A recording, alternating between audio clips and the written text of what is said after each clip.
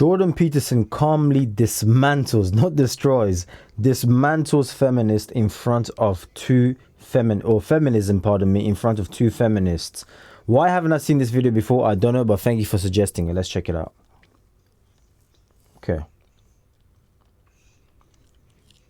One of our guests of the day, the other one today, is a man you may recognise, or maybe you don't. Jordan Peterson has achieved that rare feat, becoming a global superstar academic. So how did he become so... Wait, so much hatred already. Or maybe, whoa, or maybe you don't. It's like, whoa, chill out, lady. Wow, we're starting off like that?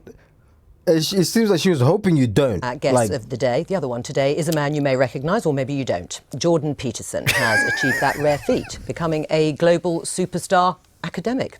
So how did he become so well known? He first came to national prominence in Canada in 2016 in a debate about new laws on gender identity. Bill C-16 made it an offence to refuse to call someone by their chosen gender pronoun. Jordan Peterson argued that this would infringe free speech, while some supporters of the bill said he was advocating prejudice. From there, his YouTube star took off, and he has now over 1 million subscribers. And his videos, where he talks everything from identity politics, which we've touched on, to the Bible, to Disney movies, have been viewed over 150 million times. Gosh, that's about the same number of viewers we have on this programme. Last year, he supported ex-Google employee James Damore, who had been fired for suggesting men and women have different interests due to biological differences. And his latest book, 12 Rules for Life, has taken him on a global tour promoting his ideas, and just this week he sold out the 1,000-seater Emmanuel Centre around the corner here in Westminster. So Jordan, you've done endless interviews, you've been publicising your book, and they've generated plenty of heated debate. No, I actually sold out the Apollo. It had 5,000 seats. All right, stop boasting. Do you think, though, because of the heat that has been generated, that your views have been misrepresented at times? Oh, definitely, but that's, that's part and parcel of the process. I did take a very forceful stance, let's say, against some of the excesses of the radical left-wingers, and it's in their best interest to paint me as somehow a figure of the extreme right, because then I don't have to be contended with. But, I mean, it's easy for people's views to be oversimplified in a very large public debate. I mean, in terms of some of the issues, I mean, you say you've been painted as an extreme right-winger. No, some people have tried that. Not very successfully, but they've tried it. And you came to prominence in part over your opposition to this law that we just talked about in Canada, proposing the use of preferred pronouns for transgender people. Just for clarity... Mandating them. Yeah. Right. Saying that you should do it. No, but that you had to do it. Right, you had to do it by law. But just for clarity, do you think a trans woman is a real woman? I don't really like the way those questions are formulated. I don't know what that means. What do you mean a real woman? Well, I'm asking you, in your mind, it depends what you think a real woman is, but do you think a trans woman is a woman? No. Why not? Because I think that women are capable, generally speaking, of having babies, and they have female genitalia, and they have an XX chromosome, and I think the biological markers are relevant. Doesn't necessarily mean that I don't think that people should be treated with respect and dignity if they happen not to fit easily into a gender category. That's a different issue. Right. But it's a matter of definition. And I actually think it's a foolish argument in some sense. Because what do you mean by real? Well, I mean, you've just clarified that, though. You don't think that a trans woman is a woman. And do you think that that is what is behind or explains your opposition to this idea of a law mandating you to use a preferred pronoun, is because you don't actually believe that that's the truth, that a trans woman is a woman, and therefore you can't use that pronoun? No, that's not my argument. She's good at framing stuff, eh? Yeah, really. My argument is that the government shouldn't compel voluntary speech. No, but I know what your argument is. No, but that's very really clearly. No, but that's exactly it. But the motivation behind it. But you don't believe I wouldn't put a woman. everything on online in my life to take the stance I did unless I had thought that through very deeply. And I've thought it through very deeply. There aren't hidden motivations that have to do with some arbitrary prejudice against trans people. Okay. It's pure and simply this.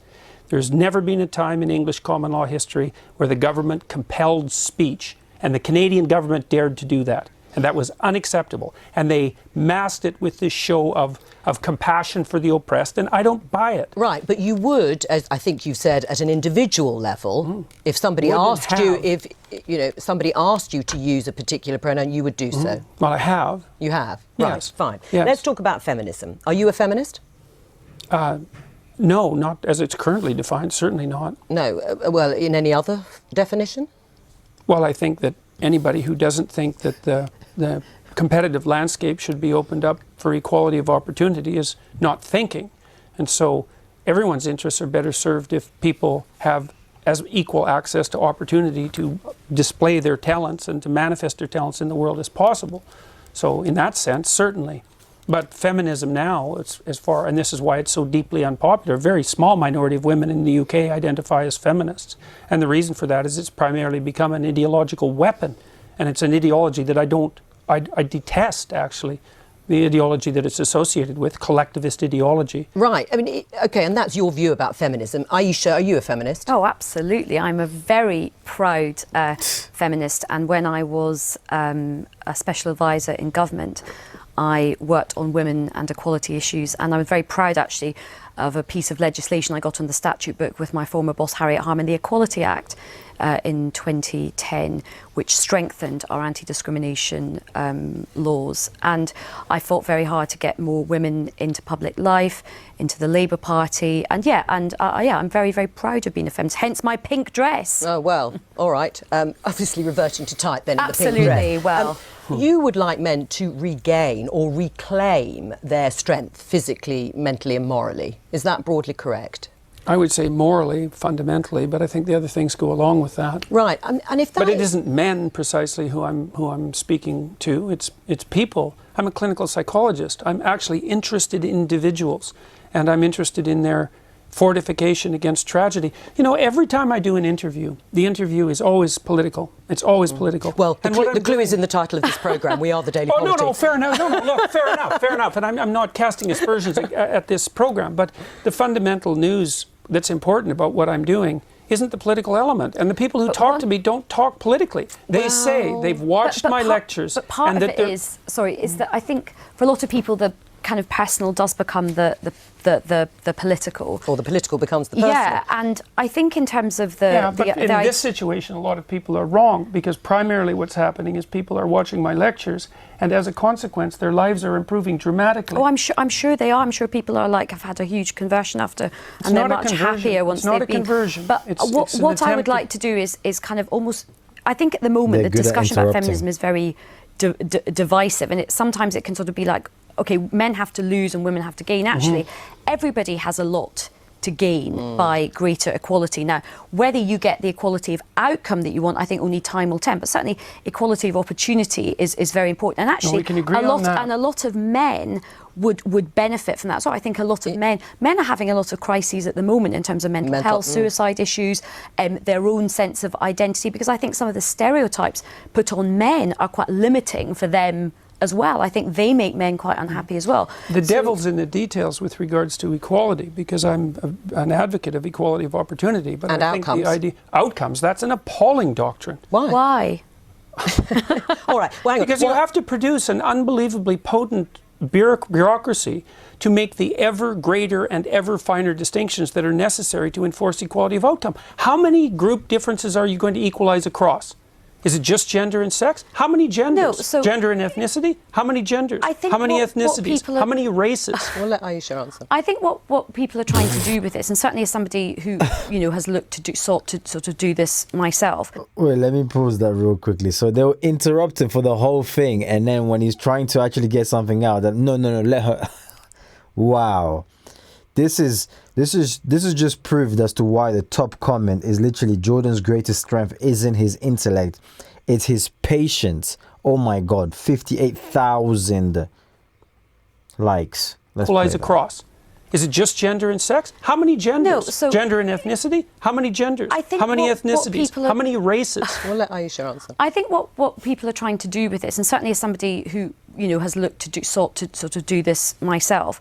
I think you set yourself ambitions for what you would like to see, and then you try and remove as many of the structural barriers and obstacles. So you try and create that, fair crack of the whip and that equality of opportunity to see where you get to with the outcomes. That's now, fine. we are in very early stages. It's only 100 years since, women got the vote in this country. We have had a long-established patriarchal society and set up for a long time in the world, in this country.